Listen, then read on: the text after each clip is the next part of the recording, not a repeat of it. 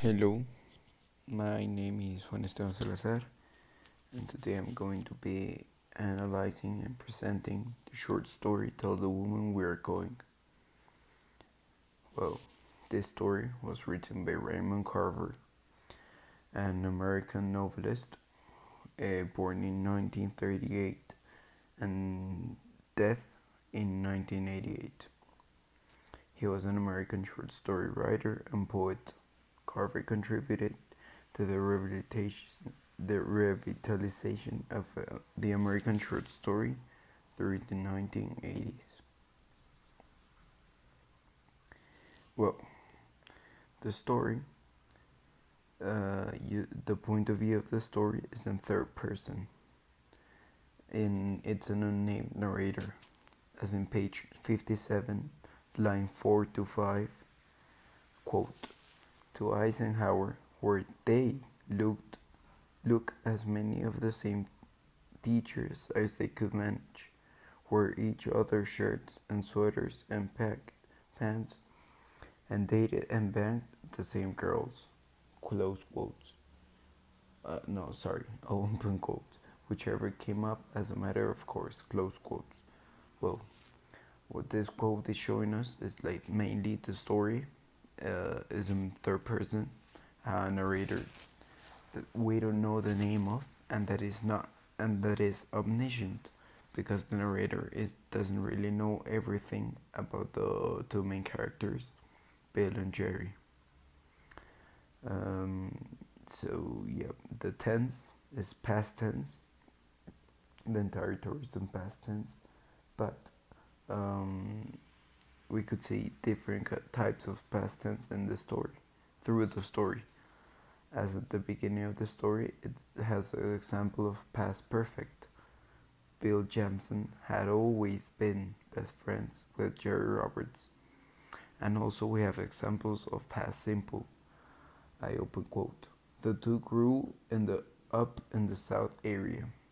Well, the verb grew is in past tense, and well, what this is showing us to as readers is that mainly the story is something that already happened, so there's nothing to change about it, and it's something that the narrator is really commenting like already happened, but even though he doesn't know what is about to happen. So it's a type of weird past tense. Well, the speech, we have some examples of direct speech, as in page 63, line 3, where's no place, Bill said, close quote. So, well, this is showing us that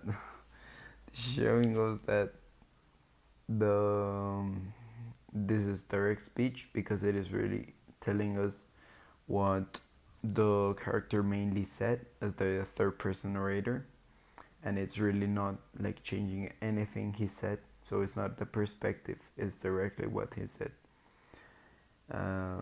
Also, we have an example in page 62, line 22 and 23, where the narrator says, they are not going to do anything, Bill said. Also, this is part of direct speech, which is really telling us that the narrator is not changing anything from the story, and he's saying like the facts as they were. The plot. Well, the plot. Two best friends, Bill and Jerry. They've known each other since kids. Jerry leaves college and gets married to Carol.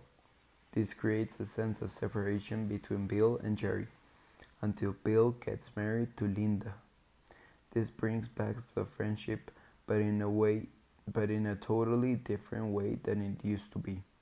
Even a change in the characters, mostly on Jerry. I open quote. This is a quote that it's on the story, and like it's showing us how Bill perceived the change in Jerry. So I open quote. Bill looked at Jerry and thought how much older Jerry looked. A lot older than 22.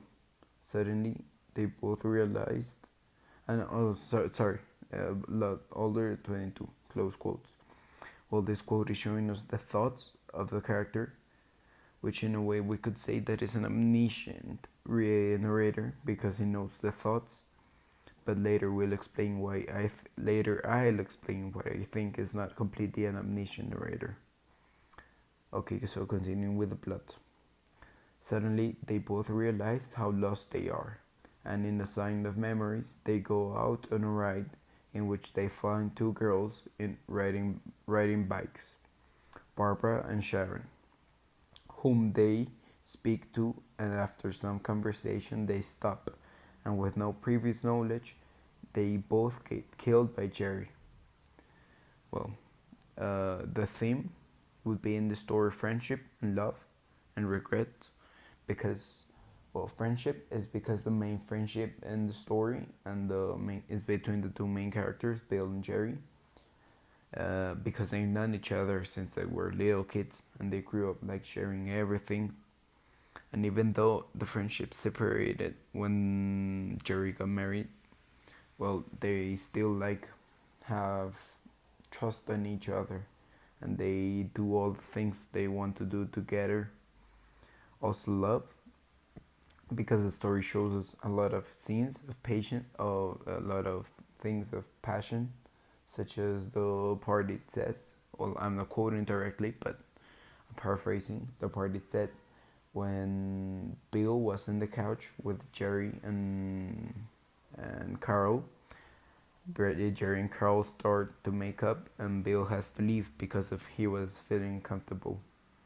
Also, the theme might be a regret because it seems to the reader that Jerry and Bill are not happy with their lives actually. Well, aren't with their lives as they are, and that they have a lot of regrets and they don't know what happened to them, like when they were young. The conflict is, well, we have three main conflicts: character versus character, because, well, not directly, but it's more like a misunderstanding between Bill and Jerry, because, well, I open quote, he never knew what Jerry wanted. The narrator in this quote is referring to Bill, because Bill was, when Jerry killed the girls, Bill didn't really understand what Jerry wanted, because, and we know as readers that Bill wanted to have like sex with the two girls, but we don't know what really Jerry wanted with those two. So it's like more conflict that he doesn't understand Jerry. Also, character versus himself. Jerry doesn't know what he wants. He lacks passion, and he's trying to relive his past. I open quote. What kind of place is this, Riley? That I don't have any girls on a Sunday afternoon?